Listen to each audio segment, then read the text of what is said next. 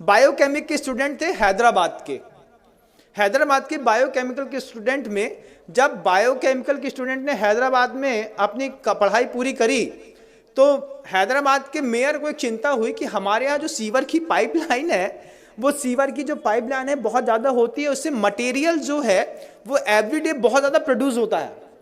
तो मटेरियल को डिसॉल्व करने के लिए उनके पास कोई स्पॉट या कोई चीज़ दिखाई नहीं दे रही थी। आप क्या सोचते हैं कोई क्या कर सकता है? जब ये क्वेश्चन मेयर के दिमाग में खड़ा हुआ कि जो मतलब मैन का बायो प्रोडक्ट है, जो भी मल वगैरह निष्कासित होता है, तो सीवर कनेक्टेड कर दिया, सबके यहाँ के सेप्टिक टैंक हैदराबाद में अलग कर दिए।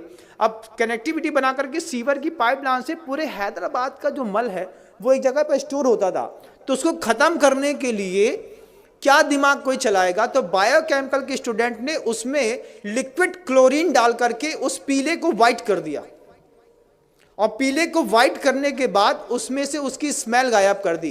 क्लोरीन NaCl, आपने अगर नमक का सूत्र सुना हो तो बंधुओं, मतलब सोडियम अलग होता है, क्लोराइड अलग होती है, NaCl2 ये उसका रासायनिक फॉर्म है। और जहां हम रहते थे पहले HGM, वहां पे Hukumchand jute mill and industries, और मतलब नमक से क्लोरीन बनाने का प्रोसेस वहीं पे होता था। लिक्विड क्लोरीन होती है, पाउडर फॉर्म में क्लोरीन होती है, गैस फॉर्म में क्लोरीन होती है, और सब अलग अलग चीज़ों में काम आती है। जो बांस के पेड़ होते हैं उसको साफ करने के लिए लिक्विड क्लोरीन काम आती है, जिससे आपका पेपर बनता है और जो बिल्कुल वाइट हो जाता है। तो वो बायोकेमिकल के जो स्टूडेंट हैं, वो बायोकेमिकल के स्टूडेंट ने पूरे के पूरे जो मल हैदराबाद के बाहर इकट्ठा होता था उसमें क्लोरीन को डाल करके मिक्सअप करके पीले से वाइट कर दिया। फिर जो वो पूरा एक पेस्ट के रूप में था उसको ड्रायर में डाल करके सुखा दिया, उसका पाउडर फार्मिंग कर दी। और सबसे बड़ी बात तो ये है कि कानपुर की गुटखा फैक्ट्रियों में बेच करके बड़ी बड़ी कंपनियों के गुटकों में पैक होकर के वो मल लोगों को पाउच में अंदर तक खिला दिया। ये ज्ञान के दुरुपयोग का युग है बंधुओं। आपको आश्चर्य होगा, लगता है ना कि हम जिस कंपनी का गुटखा खाते हैं ये तो बहुत फ्रेश है और बढ़िया है। जब आपको पता चले कि बायोकेमिक के स्टूडेंट की इतनी बड़ी करामात है कि उसने पूरे के पूरे मानव के बायो प्रोडक्ट को क्लोरीन डाल करके उसकी स्मेल हटा करके और उसको गुटके में मिला करके उसमें फ्रेग्रेंस मिला दिया। फ्रेग्रेंस का कारोबार कितना बड़ा है कभी आप सोच भी नहीं सकते, कुछ नहीं सोच सकते। और आपको तो खुलते ही साथ ही खुशबू आती है, एक तेज स्मेल।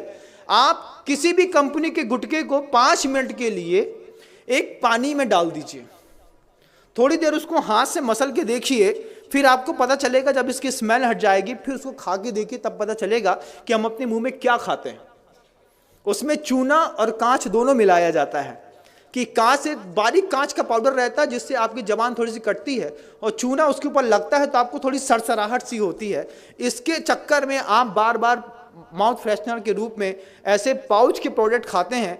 बायोकेमिक के स्टूडेंट ने पूरा का पूरा मानव मल उठा करके पाउचों में पैक करके कानपुर की गुटखा फैक्ट्री में जा करके एक बार ऑब्जर्वेशन तो करिए बंधुओं, तब समझ में आएगा ये गुटखा खाने वाले लोग सुबह सुबह मानव का मल खा करके अपनी जिंदगी की शुरुआत करते हैं। ये बायोकेमिक के स्टूडेंट का कमाल है।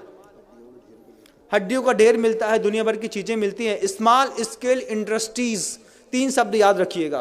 क्या? स्मॉल स्केल इंडस्ट्रीज, ये 3 शब्द याद रखेंगे तब आपको पता चलेगा कि स्मॉल स्केल इंडस्ट्रीज के चक्कर में कैसे यूरिया से, साबुन से, शैम्पू से दूध बनाते हैं, कैसे सड़ी हुई चीज़ों से अच्छी पिज़्ज़ा बर्गर बनाते हैं और आपको खिलाते हैं। जो हमारे यहाँ का व्यंजन ही नहीं था वो सब हम आप खा रहे हैं, सब कुछ कर रहे हैं। ये स्मॉल स्केल इंडस्ट्रीज का कमाल है।